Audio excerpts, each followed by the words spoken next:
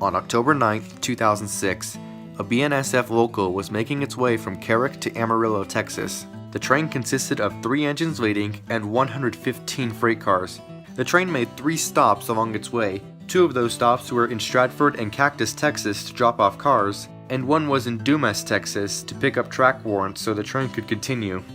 Headed the same direction was a southbound BNSF coal train. This train consisted of 4 engines and 128 loaded coal cars, with ES44AC 5942 leading, which at the time was only 6 months old, so it was still fairly new to the railroad. The train left La Junta, Colorado at about 9:45 that morning and headed south along BNSF's Boise City subdivision.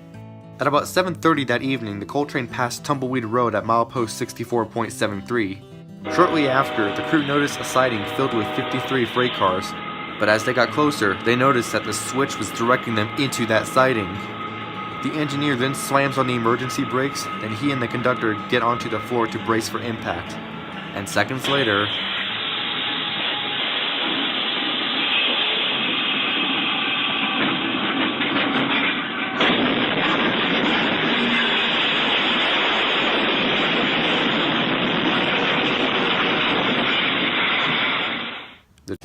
Now that's a lot of damage!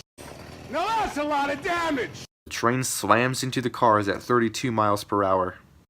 5942, the trailing engine, and 17 coal cars derail. 9 of the cars in the siding derailed as well. The conductor crawls out of 5942 and walks to the second unit to call 911, and moments later they're both rushed to the hospital. An investigation by the FRA, not the NTSB, was conducted.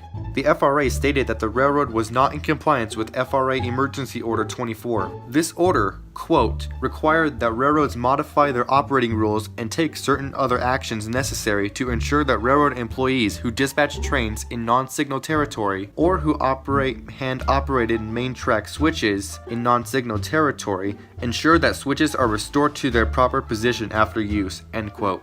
It was found that the switch the coal train went past seconds before was incorrectly set. It should have been set for the main, but instead was set for the siding. So who was responsible for setting the switch? That would be the brakeman of the local. After switching cars, the brakeman never reset the switch to its normal position. However, the conductor and engineer of the local, as well as the dispatcher, were also found to be at fault. The engineer and conductor failed to correctly fill out the switch position form, and the conductor also incorrectly cleared the track warrant by not reporting that all hand-operated switches in the territory were in their normal positions. The dispatcher didn't confirm the switch positions to the crew before clearing their track warrant. All these led up to the collision. Looking at 5942 and the damage it sustained, you would think it'd be a total loss, right? Well, you'd be wrong.